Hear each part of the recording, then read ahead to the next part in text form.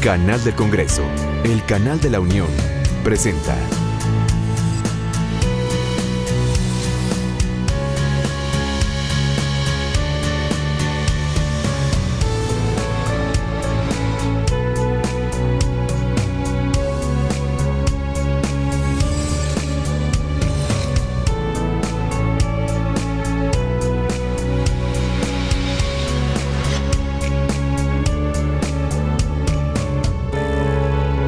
Muchísimas gracias por acompañarnos en la señal del canal del Congreso, el canal de la Unión, en donde le damos a conocer de manera oportuna el acontecer legislativo de nuestro país.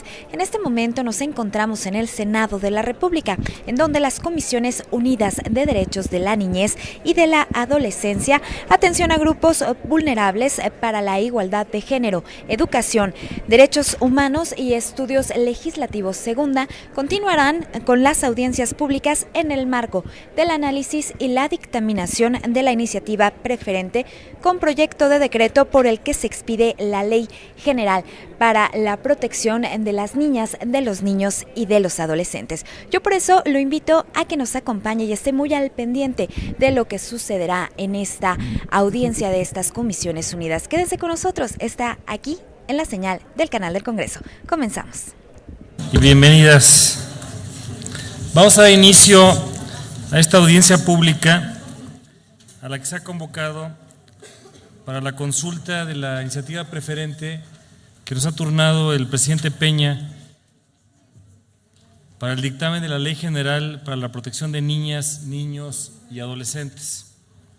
Se ha turnado a Comisiones Unidas para los derechos de las niñas, los niños y los adolescentes, derechos humanos, educación, para la equidad de género, atención a grupos vulnerables y la segunda Comisión de Estudios Legislativos.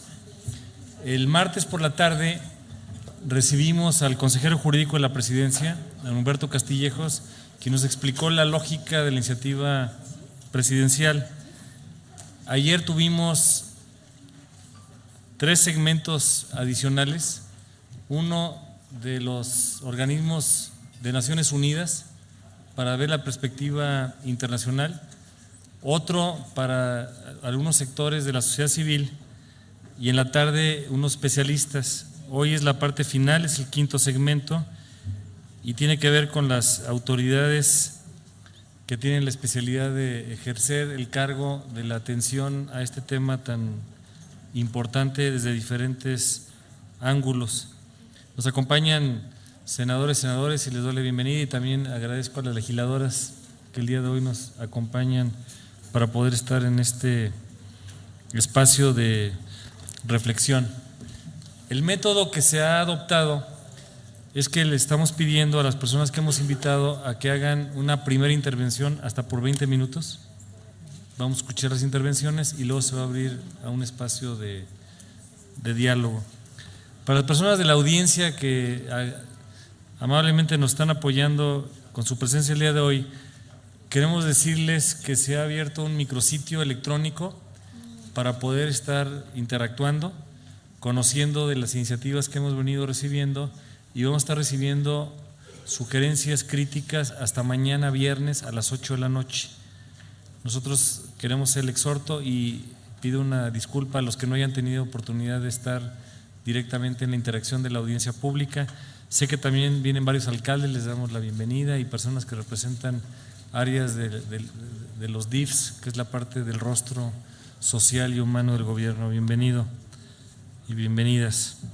La primera intervención estará aquí a cargo del doctor Carlos Pérez Vázquez. Él es el coordinador de Derechos Humanos y Asesoría de la Presidencia de la Suprema Corte de Justicia de la Nación. Don Carlos, por favor. Bueno, muy buenas tardes. Muchas gracias a todos por su presencia y en especial a las señoras y a los señores senadores, presidentes de comisiones que me honraron con la invitación que me permite platicar con un poco acerca de este proyecto con ustedes esta tarde. Debo decir que la ocasión para alguien que viene de la Suprema Corte de Justicia, para alguien que viene de la Presidencia de la Corte, resulta particularmente oportuna porque la Corte lleva ya varios años trabajando no solamente en en temas relacionados, resolviendo asuntos relacionados, asuntos concretos, estableciendo criterios, precedentes relacionados con los derechos de las niñas, niños y adolescentes, sino también como tema específico, sino en una franca actitud de normalización de la norma constitucional que fue reformada en el año 2011 y que, tal como lo ha dicho el ministro presidente Silva Mesa, le cambió la cara al sistema constitucional de México y por lo tanto a la forma de entender el oficio de impartir justicia. 20 minutos son muchos, pero también son pocos, así que voy a tratar de ser lo más conciso posible en relación con estas observaciones, comentarios que pueden hacerse a partir de una primera lectura de la ley. También debo decir que en la Corte estamos haciendo un estudio de la ley a partir de documentos que hemos producido, como el protocolo de actuación para casos, para los jueces, para casos que involucren derechos de niñas, niños y adolescentes, con el fin de tener un documento más acabado, por supuesto, que si fuera del interés de las señoras y los señores senadores, con mucho gusto podríamos hacer llegar posteriormente. Primero, me parece importante hablar de los aspectos positivos de la ley. Primero que nada, pues hay una definición del interés superior del niño como principio rector. Esto quizá hay que explicarlo un poco. ¿Por qué resulta tan relevante? Resulta relevante precisamente porque a lo largo de varios años la Suprema Corte de Justicia ha estado definiendo cada vez con más precisión, sobre todo la primera sala, pues el alcance, los límites que tiene para nuestro sistema este principio rector de los derechos de los niños, niñas y adolescentes. En este sentido, el contar con una norma, que este principio esté establecido, contemplado en una norma concreta, en realidad viene, digamos, no a facilitar, pero sí se convierte en una herramienta más de apoyo al trabajo interpretativo que la Suprema Corte de Justicia tiene que realizar día a día. También es un acierto de la ley reconocer que se presume, de acuerdo con las convenciones, con los instrumentos internacionales, la minoría de edad, ante la duda hay que presumirla. También es cierto que es un acierto reconocer en la ley los principios de la Convención de los Derechos de los Niños.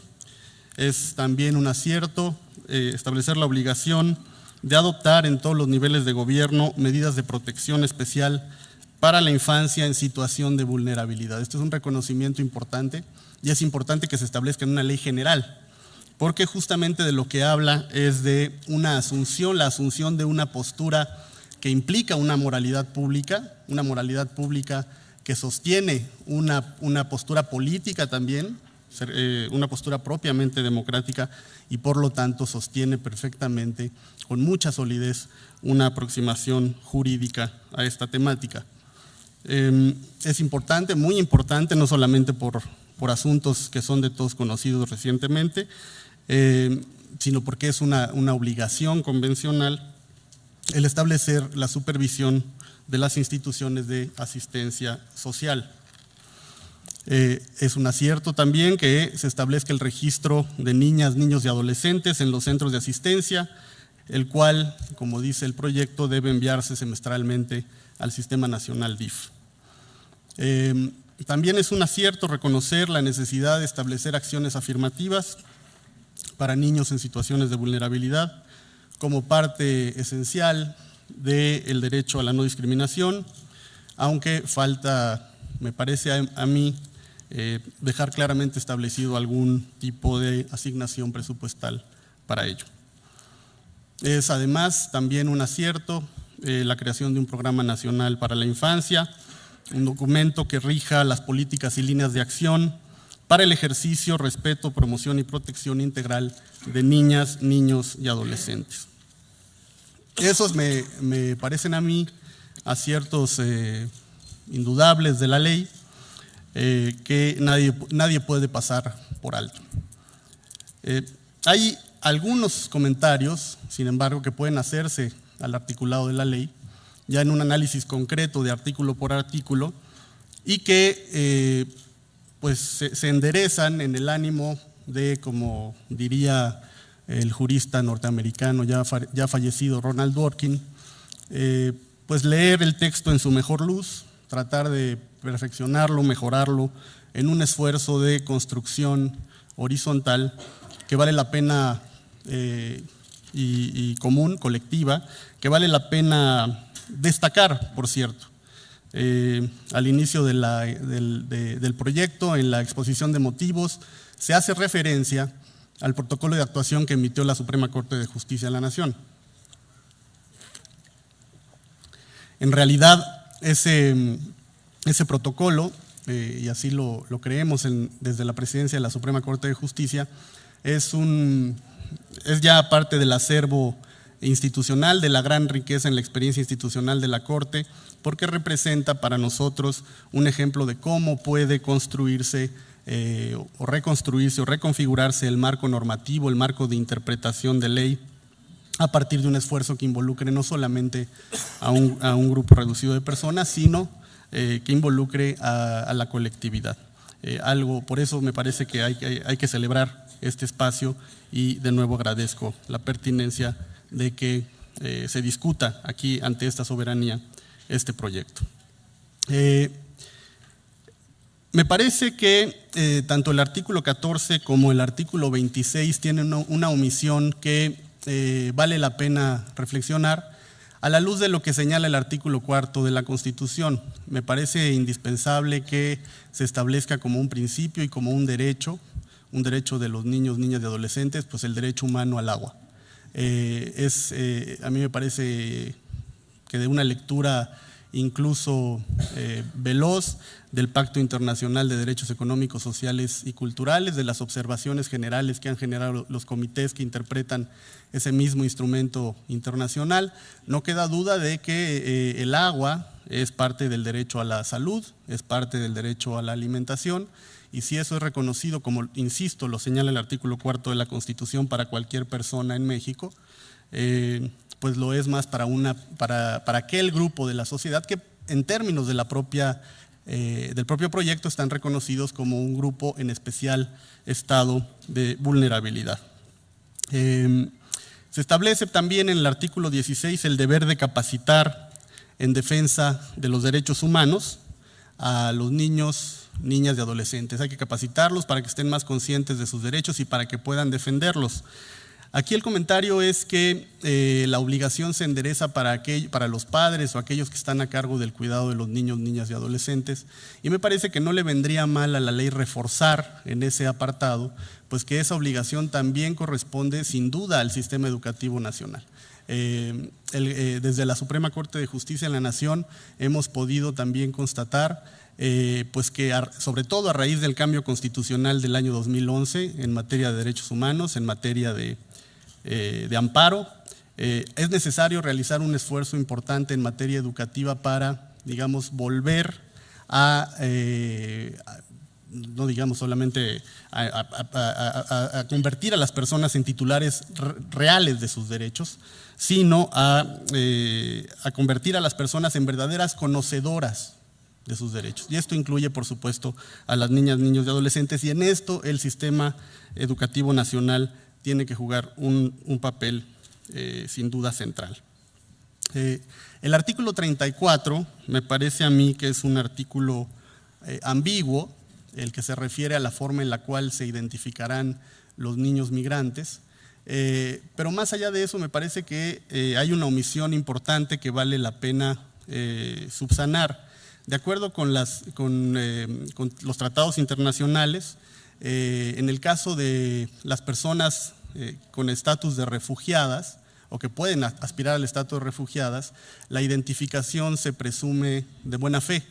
Se da el beneficio de la duda respecto a personas que alegan que han salido de su país por razones que ameritan exigir o pedir el refugio al país receptor, y si eso, insisto, de nuevo es cierto para cualquier persona, por mayoría de razón, debe serlo para las niñas, los niños y los adolescentes, es decir, esa exclusión, al menos la exclusión de los niños, niñas y adolescentes migrantes que pueden apelar o pueden solicitar el estatus de refugiado, debe estar claramente establecida como una característica especial en la ley.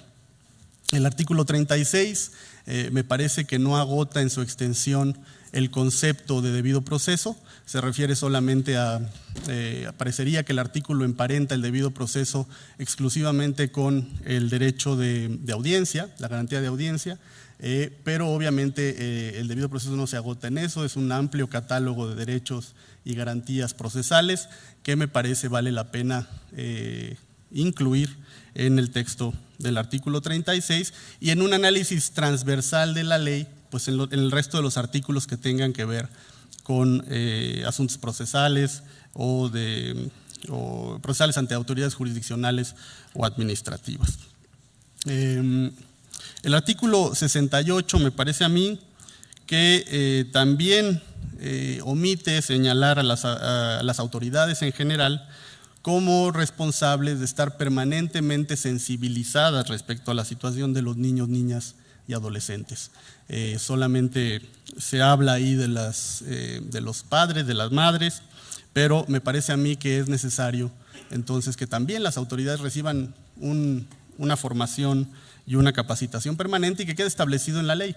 Esa es una buena práctica, así lo hemos constatado también en el Poder Judicial de la Federación, donde gran parte del esfuerzo institucional de apoyo a la función jurisdiccional está dedicado a reforzar en los impartidores de justicia federales esta obligación.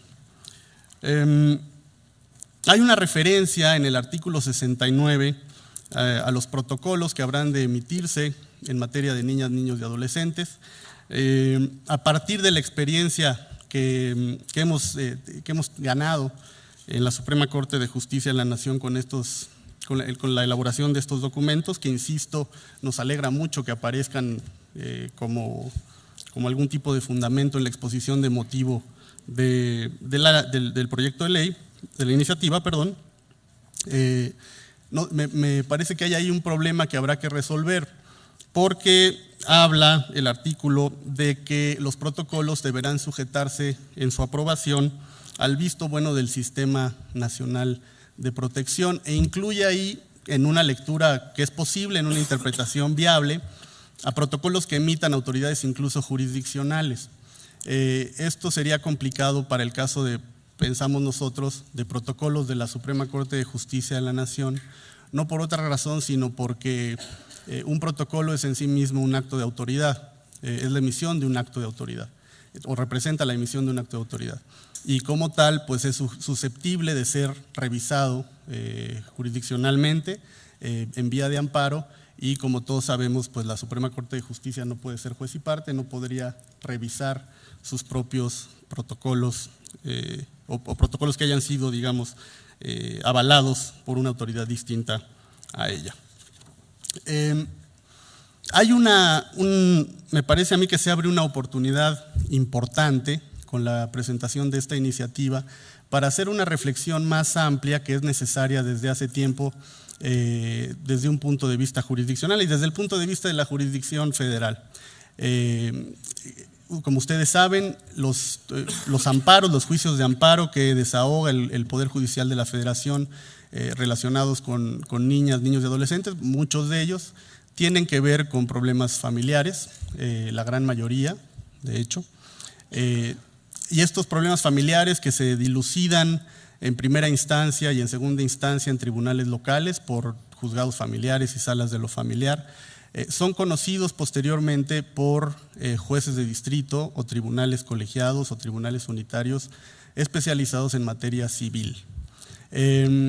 Normalmente los titulares del Poder Judicial de la Federación encargados de los tribunales y los juzgados civiles pues son expertos en derecho civil en términos amplios, pero sí vale la pena aquí, me parece a mí, hacer la reflexión o hacer un análisis detenido respecto a si el perfil de un juzgador civil, es decir, aquellos que resuelven asuntos mercantiles, de compraventas, es el mejor para poder resolver asuntos de familia. Como decía el constitucionalista norteamericano Larry Tribe, el derecho constitucional nace en el derecho de familia. Y los derechos humanos, su primera expresión se dan, o su primera defensa, sus primeras violaciones se dan en las sobremesas familiares. Entonces, es importante, me parece a mí, evaluar la posibilidad de crear una jurisdicción especializada federal en materia familiar. Tenemos ya suficiente información, suficientes datos para saber que otros problemas, no solamente los relacionados con la violación a los derechos de la infancia, se presentan o están relacionados con problemas familiares.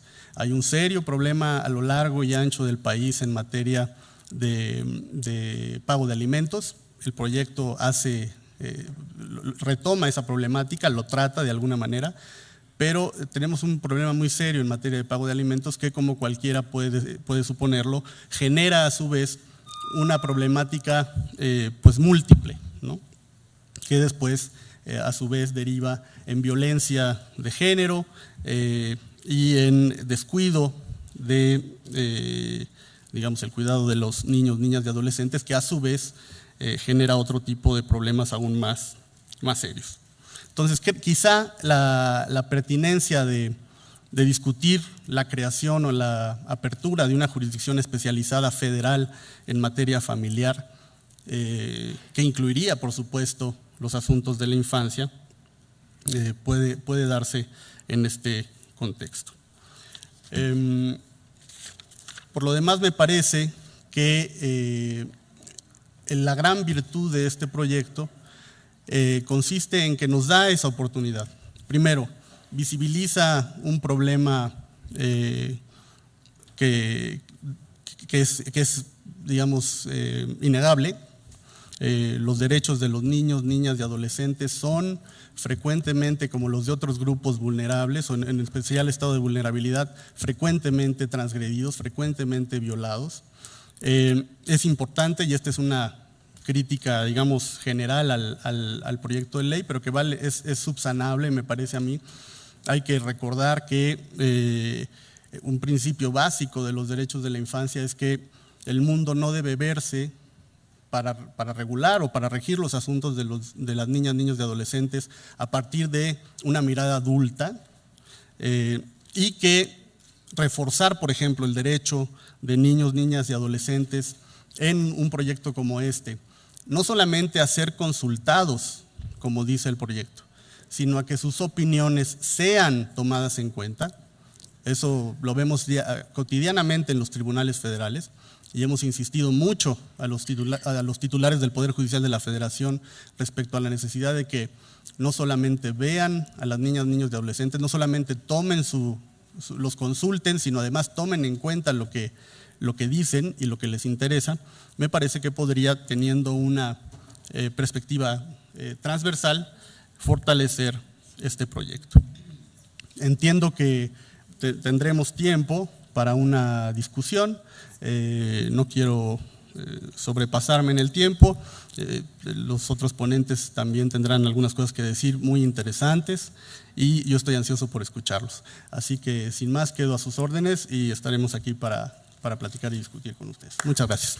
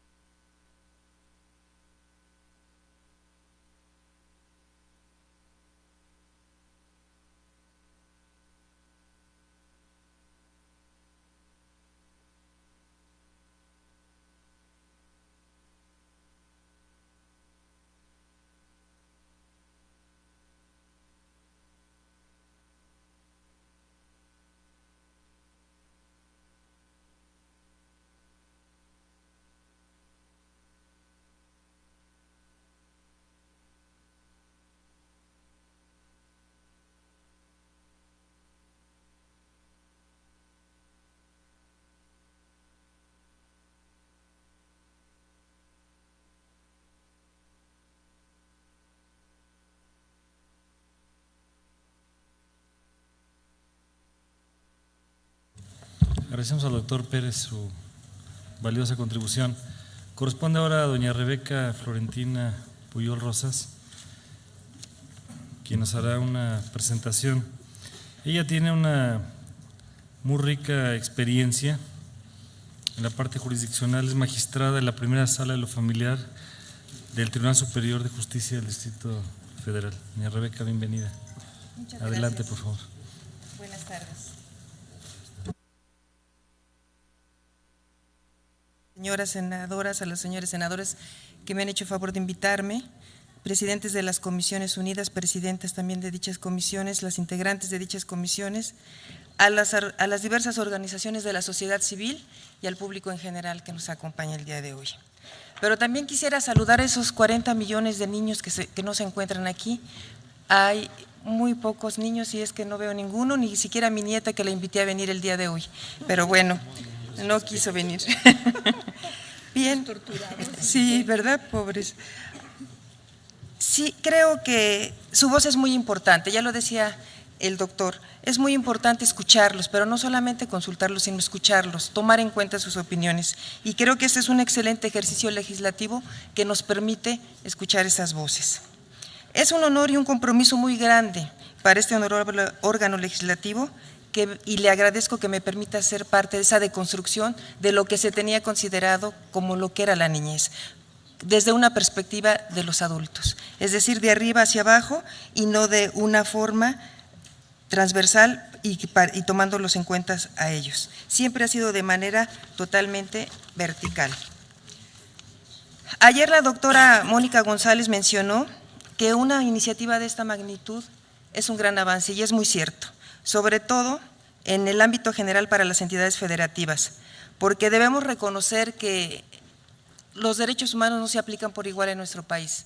Se aplican, a veces decimos, existimos ciudadanos de primera y de segunda, porque en unos estados se reconoce derechos y en otros no. ¿Cuál es la razón por la que pasa esta situación? Entonces, este es un excelente ejercicio, decía, para ese reconocimiento de los derechos de los grupos más vulnerables del país, que son los niños. Bien, y bueno, yo no quisiera cansarlos artículos por artículo, sino quisiera hacerles una propuesta, porque ya en estos 3 días se ha hablado mucho y queremos nada más hablar de las propuestas que tenemos, y hablo de propuestas porque no solamente son ideas mías, son de toda mi ponencia, son del licenciado Héctor Arteaga Montes, que trabajó conmigo, de la doctora María Angélica Verduzco, exdirectora del Centro de Convivencia Familiar del Tribunal, donde he aprendido mucha psicología acerca de los niños. Y bueno, quiero empezar diciendo que la ONU ha llamado a este siglo el siglo del puerocentrismo, el siglo XXI, que significa centro, significa niño. Entonces, es un excelente escenario este recinto legislativo para que discutamos estos temas.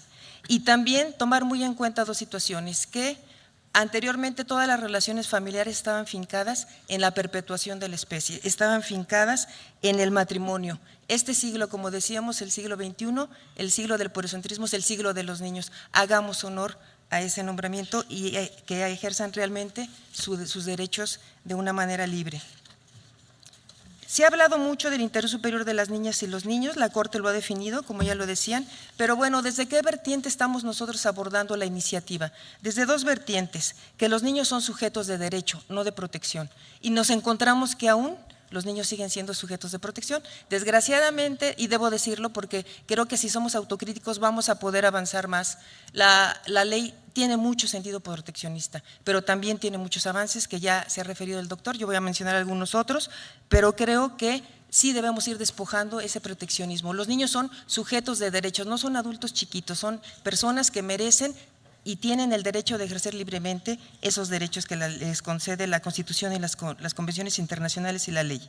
Entonces, desde 2 puntos de vista estamos abordando el análisis de esta ley. El derecho de igualdad ante la ley y el principio de no discriminación por su condición de niña, niño o adolescente. Y esto significa que lo estamos fincando sobre una base de la dignidad, lo que es la dignidad de las personas. Bien, ¿cuáles son las propuestas concretas que tenemos en relación a todo esto? Incluir todos los estándares internacionales de derechos humanos, todos absolutamente. Vemos, por ejemplo, que en la iniciativa no se incluye el concepto de vida digna. no se establecen ni los mecanismos ni se establecen los procedimientos para este estándar internacional que ha sido ya dictaminado tanto por el Sistema Universal de los Derechos Humanos como el Sistema Interamericano de en qué consiste la vida digna, que el Estado no tiene la facultad, tiene la obligación de establecer las condiciones materiales para que los niños puedan desarrollarse plenamente. Y no es una obligación solamente de los padres, sino es una obligación del Estado. Otra de las propuestas que tenemos también es establecer todos los mecanismos necesarios para la protección de sus derechos y para el cumplimiento de sus obligaciones, con el fin de promover un desarrollo físico, psicoemocional y sexual sano también. Incluir mecanismos de mediación y de medios alternativos de solución, que no los vemos en la iniciativa también, para la solución de sus conflictos, antes que judicializar los problemas que se vean involucrados los niños, niñas y adolescentes, que se lleve a cabo esta mediación, que se lleve a cabo esta solución de conflictos sin recurrir a los tribunales, que sea el tribunal el último recurso para que se solucionen los problemas de familia. Lo que ya mencionaba el doctor también, promover la creación tanto en el ámbito federal como en el local de jueces y magistrados en materia familiar. Se requiere la sensibilidad, es muy especial, es una materia, dicen que algunos es muy difícil, pero se requiere una especialidad. Como decía el doctor, no es lo mismo resolver una compraventa, ¿verdad?, o la rescisión de un contrato de compraventa que un divorcio. No es lo mismo una pérdida de la patria potestad, ¿verdad?, que un juicio hipotecario. Sí necesitamos magistrados federales, jueces de distrito federales en materia de familia. En algunos estados también hay jueces civiles que resuelven problemas de familia. Necesitamos que todas las autoridades sean en materia familiar. Que los juicios que involucren derechos de infantes, niñas, niños y adolescentes sean juicios sencillos, rápidos y orales. Fortalecer, y cuando hablamos sencillos y rápidos, donde estén involucrados ellos, donde puedan expresar su opinión. No solamente los que ejercen la guardia y custodia y la patria potestad sobre ellos, sean los que decidan qué es lo que el niño quiere, sino que el niño sea tomado en cuenta, sea escuchado y que realmente se tome en cuenta por parte de las autoridades, de todas las autoridades, no solo, pero en este caso de las jurisdiccionales, su opinión. Fortalecer las nuevas instituciones que plantea la iniciativa, pero depurando y delimitando funciones y atribuciones, en virtud de que vemos que se duplican, ¿sí?, las atribuciones y las funciones, y en otros casos ni siquiera se determinan. Esto nos va a llevar a un caos. Si nosotros no delimitamos, o bueno, se sugiere que se delimite y se establezcan las atribuciones respectivas, va a haber duplicidad, va a haber desperdicio de recursos y no se va a llevar a cabo tan buena intención con esta iniciativa que tenemos, ¿no? Otra situación que creemos que es muy buena aportación es la creación de una base nacional de registro, estadística y control de niños, de niñas y adolescentes, pero no solamente cada 6 meses, pero no solamente determinadas autoridades, todas las autoridades. Esto nos va a llevar a que evitemos problemas de trata. Ustedes lo saben, el segundo problema y el negocio más fructífero después del narcotráfico es la trata de personas, entre ellos los niños, sí, y adolescentes. Se propone también la reparación del daño en casos de violencia hacia estos grupos, hacia los niños, niñas y adolescentes, concediéndoles acción de ejercer ese derecho cuando alcancen la mayoría de edad, porque muchas veces resulta que los padres no quieren, porque normalmente ellos son los que ejercen esa violencia, o a veces de terceros, no permiten esa reparación o no la demandan ante los tribunales.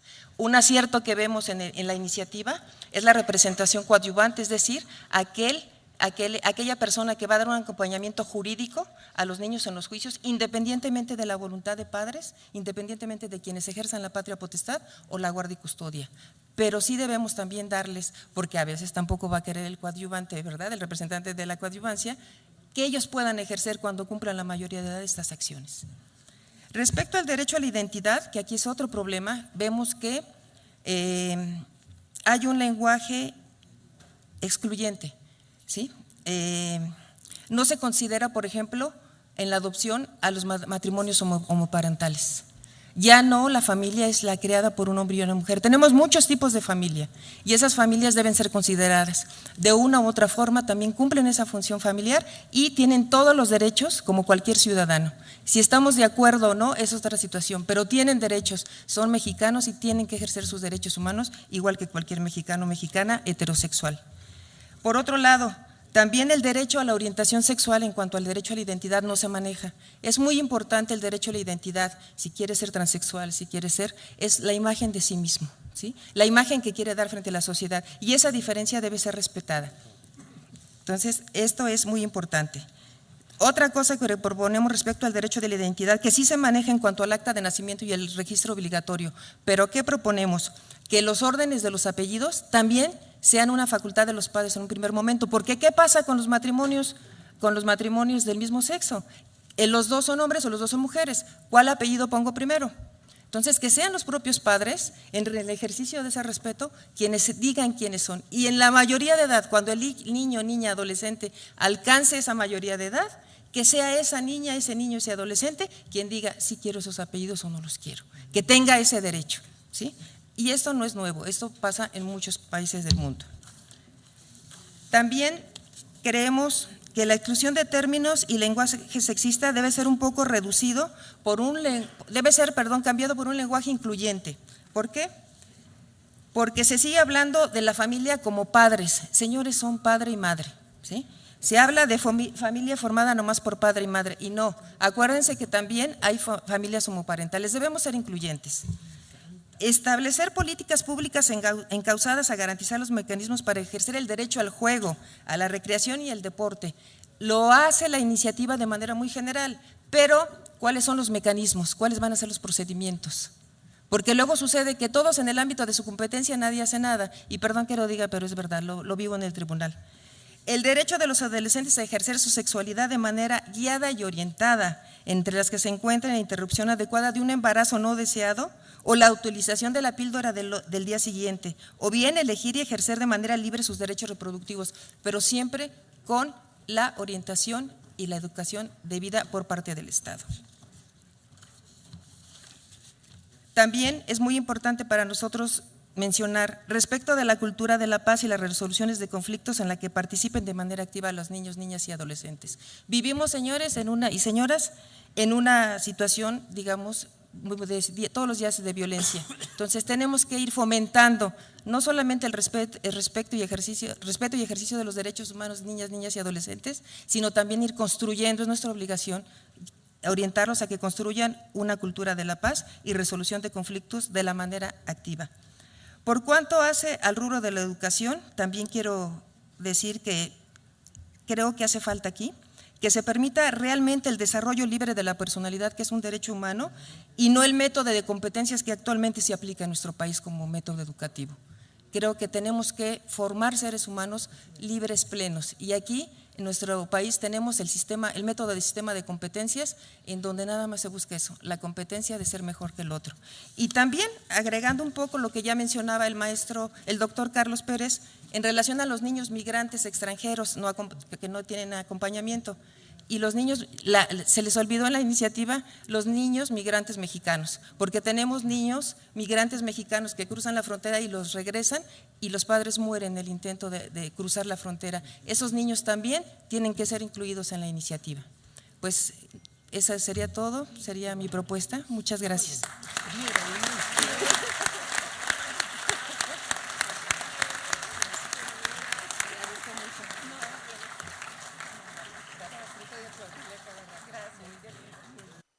La discapacidad es un problema mundial que Naciones Unidas estima viven 1.000 millones de personas en este momento y cuya tendencia de crecimiento aumenta exponencialmente cada año en prácticamente todas las naciones. Se estima que en México vivimos actualmente 7.7 millones de personas con discapacidad, es decir, 6.6% de la población nacional, de acuerdo con datos de Coneval y del INEGI.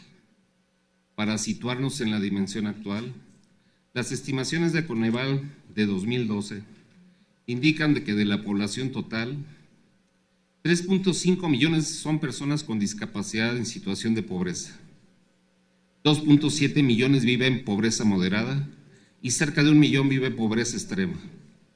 5.7 millones presentan al menos una carencia social, 2.1 millones presentan al menos 3 carencias sociales, 1.3 millones presentan carencia por acceso a los servicios de salud, 3.1 millones presentan carencia por acceso a la seguridad social, .8 millones presentan carencia por calidad y espacios en la vivienda. 1.7 millones presenta carencia por acceso a los servicios básicos en la vivienda.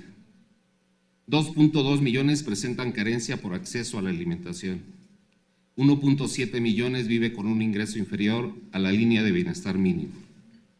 3.9 millones viven con un ingreso inferior a la línea de bienestar. Y 3.8 millones presentan rezago educativo. En este universo, 565,000 niñas y niños viven con una discapacidad, lo que representa el 7.3%.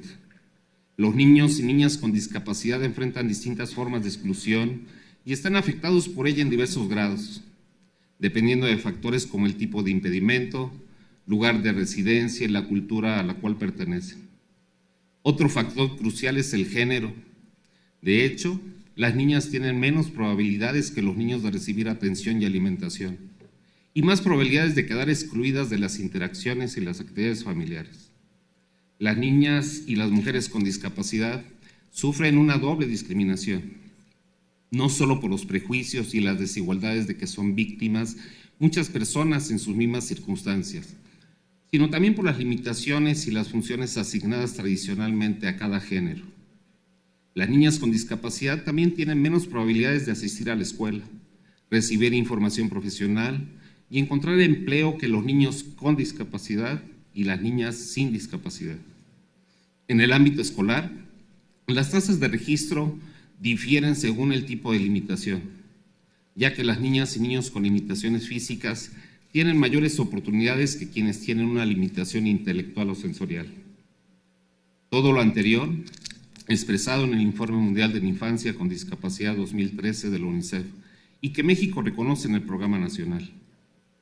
La Convención sobre los Derechos de las Personas con Discapacidad es hoy el instrumento jurídico internacional más importante del siglo XXI y su propósito es que los gobiernos adopten medidas administrativas y legales para garantizar el pleno ejercicio de los siguientes derechos: una cultura social de respeto, tolerancia y no discriminación, accesibilidad y diseño universal en todo tipo de instalaciones, acceso a servicios de salud general y especializados, desarrollo de vivienda adaptada, generación de oportunidades laborales y trabajo decente, medios de transporte público adaptados y tecnologías de la información, derechos de las mujeres con discapacidad, acceso a la justicia, igual reconocimiento como personas ante la ley, protección ante situaciones de riesgo y emergencias humanitarias, protección contra la tortura, otros tratos o penas crueles,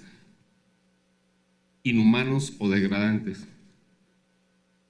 la protección contra la explotación, la violencia y el abuso, protección de la integridad personal, derecho a vivir de forma independiente y a ser incluido en la comunidad, libertad de desplazamiento y nacionalidad, libertad y seguridad de la persona, libertad de expresión de opinión y acceso a la información, movilidad personal, respeto de la privacidad, respeto del hogar y de la familia, nivel de vida adecuado y protección social, participación en la vida política y pública, participación en la vida cultural, las actividades recreativas, el esparcimiento y el deporte, derecho al desarrollo y la inclusión de las personas indígenas con discapacidad, derecho a la vida, igualdad y no discriminación, toma de conciencia, derecho a la educación.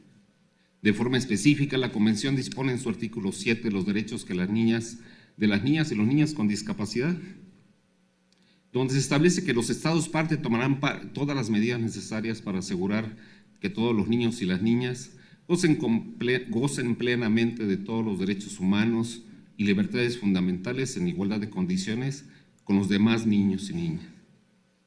En todas las actividades relacionadas con los niños y las niñas con discapacidad, una consideración primordial será la protección del interés superior del niño. Los Estados parte garantizarán que los niños y las niñas con discapacidad tengan derecho a expresar su opinión libremente, sobre todas las cuestiones que les afecten, opinión que recibirá la debida consideración teniendo en cuenta su edad y madurez, en igualdad de condiciones con los demás niños y niñas, y a recibir asistencia apropiada con arreglo a su discapacidad y edad para poder ejercer ese derecho. Destaco el principio de universalidad y de inclusión que norma las disposiciones de la Convención, donde los derechos establecidos son para toda la población con discapacidad sin distinciones de ningún tipo. La iniciativa del presidente de México para expedir la Ley General para la Protección de Niñas, Niños y Adolescentes y reformar la Ley General de Prestación de Servicios para la Atención, Cuidado y Desarrollo Integral Infantil es sin duda una reforma que incluye, integra y cumple con los más altos estándares internacionales para la protección de los derechos humanos de la infancia en México. Es un instrumento jurídico que se debe valorar más allá de particularidades, intereses de cualquier tipo, para que por encima de todo se privilegie el interés superior, que son los derechos de las niñas, de los niños y de los adolescentes en general. La infancia de nuestro país se encuentra en riesgo, ante problemáticas diversas que la autoridad y la sociedad debemos abordar con una legislación como la que hoy se analiza, para que México pueda instrumentar programas, acciones y mecanismos que efectivamente garanticen y protejan la integridad y derechos de la infancia mexicana. Discriminación, violencia, abuso, trata, consumo de estupefacientes, intolerancia racial o por discapacidad, bullying, son solo algunos ejemplos de conductas que hoy afectan ya a la infancia en México. Siendo el Consejo el organismo responsable de la política de Estado en materia de discapacidad, consideramos que los derechos, mecanismos y programas establecidos en la iniciativa, sin lugar a dudas, son universales y permitirán el derecho de políticas públicas y armonización de otros instrumentos jurídicos para abordar el mosaico de circunstancias que representan las niñas, los niños y los adolescentes. Debo destacar que la iniciativa reconoce en el título segundo, capítulo 9, artículos 66, 67, 68 y 69, los derechos de la infancia con discapacidad, que son congruentes con la política de Estado establecida por el Gobierno de la República para este amplio sector de la población. Con el propósito de fortalecer esta iniciativa, el Consejo presenta a la consideración de esta soberanía la siguiente propuesta relativa a los derechos de la infancia con discapacidad, para incorporar en el artículo 66 a la Convención sobre los Derechos de la Población con Discapacidad. Las niñas y los niños adolescentes con discapacidad serán protegidos por los derechos establecidos en la Convención sobre los Derechos de las Personas con Discapacidad y los contenidos de la presente ley.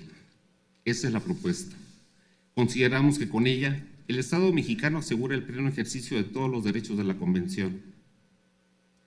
Les comparto que los retos de nuestro país para superar los rezagos que enfrenta la población con alguna discapacidad y en particular la infancia son mayúsculos. Por ello, el presidente ha establecido con carácter legal por primera vez en la vida institucional del país un programa nacional para el desarrollo y la inclusión de este amplio y vasto sector de la población. Su enfoque es transversal para construir políticas públicas basadas en los derechos de las personas. Define el rumbo de una política de Estado con la participación de todos los niveles de gobierno y de todos los sectores de la sociedad. Ha sido construido reconociendo a la Convención, a los objetivos del desarrollo del milenio, a las recomendaciones del Informe Mundial de Discapacidad, del Estado Mundial de la Infancia, del Consejo de Derechos Humanos de Naciones Unidas y más de 1000 aportaciones de la sociedad civil. Incluye 4 estrategias y 7 líneas de acción específicas para el desarrollo y la inclusión de la infancia con discapacidad. La iniciativa representa sin duda para la implementación de este amplio programa un paso fundamental para abordar políticas públicas específicas, ajustes razonables, acciones afirmativas y principalmente la posibilidad de brindar a millones de familias apoyos que requieren con urgencia y lograr que la infancia con discapacidad y la infancia en general tengan una vida de respeto y de dignidad. Por su atención, gracias.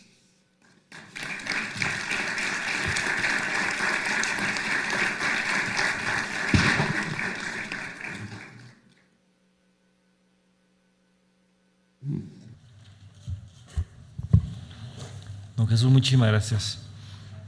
Vamos ahora a invitar al ingeniero Roberto Garza, que nos acompañe, por favor.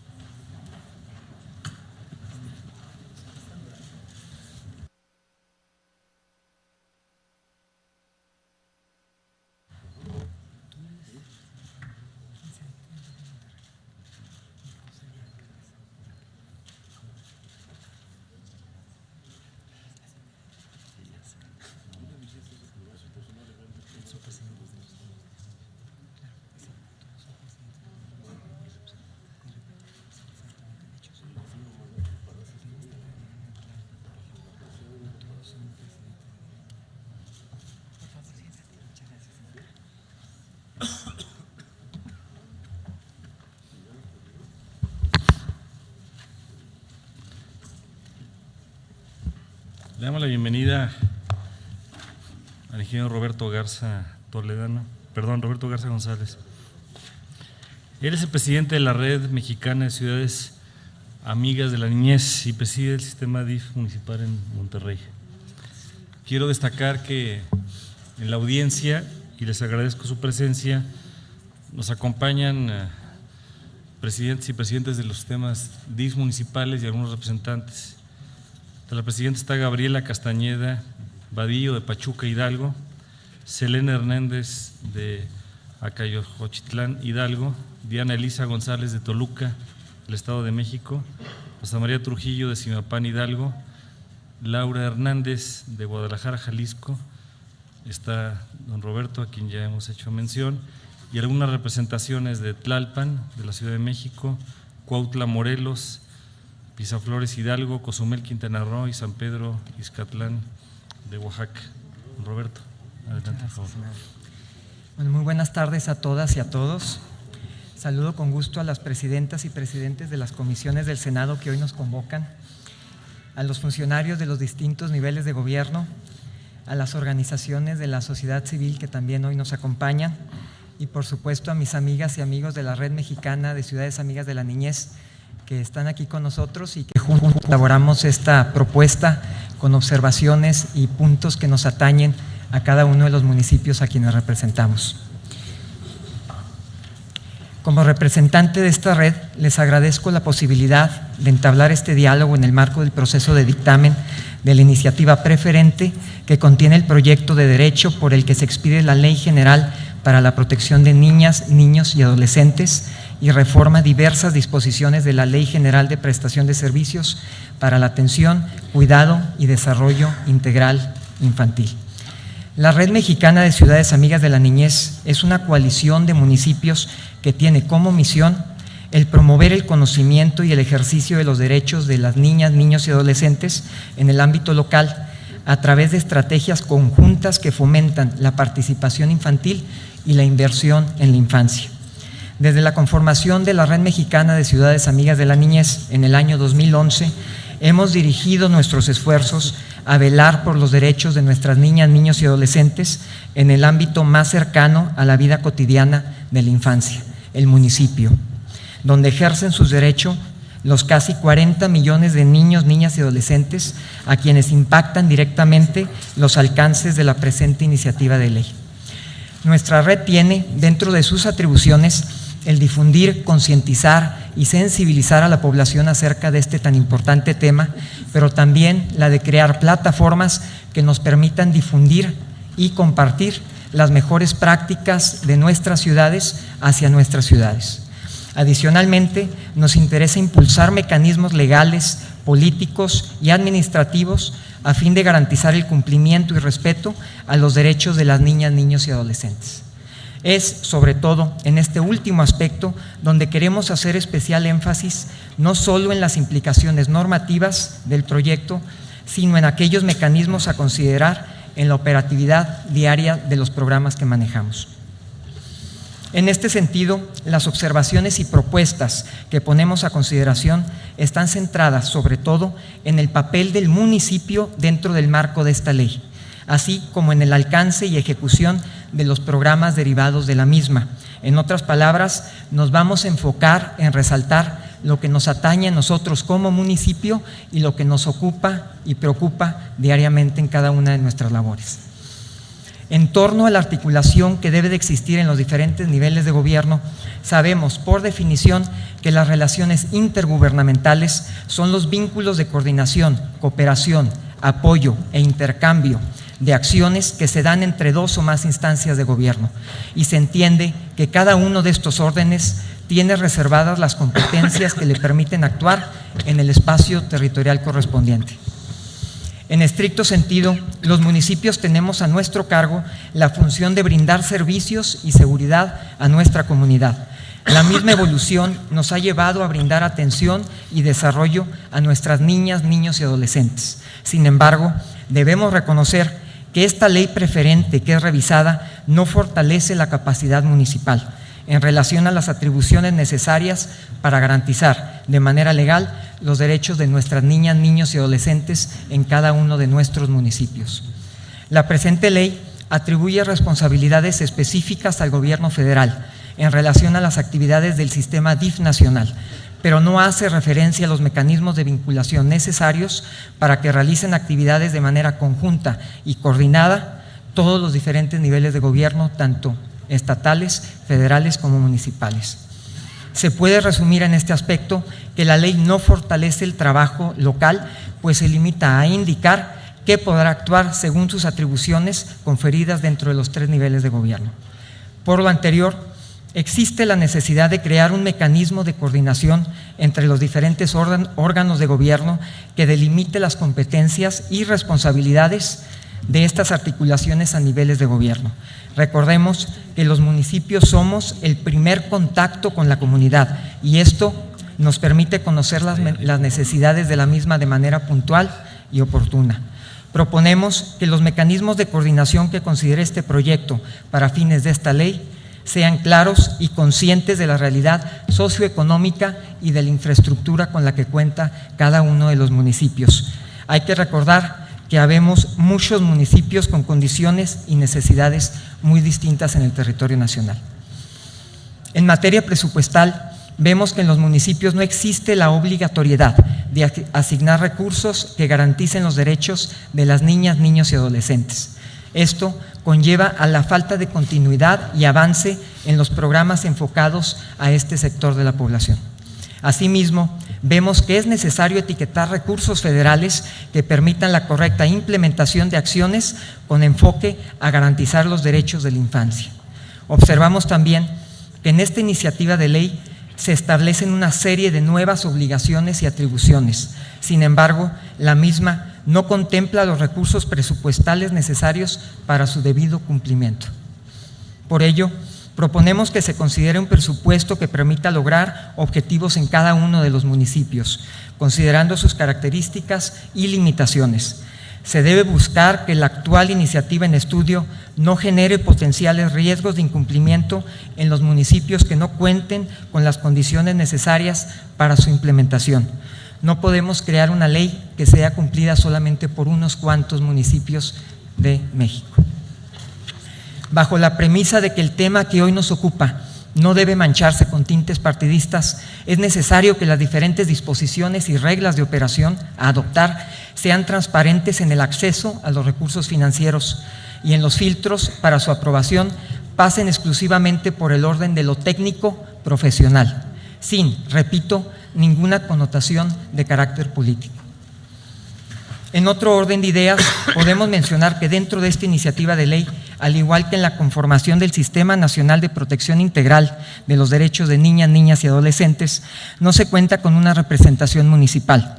Por tal motivo, proponemos que además de ser convocados al análisis de esta iniciativa, y lo cual agradecemos profundamente, podamos ser parte de las sesiones desarrolladas por el sistema, para lo cual, como red de ciudades, nos proponemos como representantes de los municipios para ser portavoz en los procesos de consulta, participación y elaboración de políticas públicas enfocadas a los derechos de nuestras niñas, niños y adolescentes.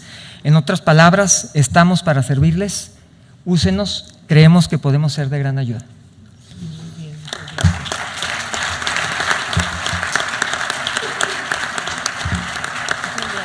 Muchas gracias, senador.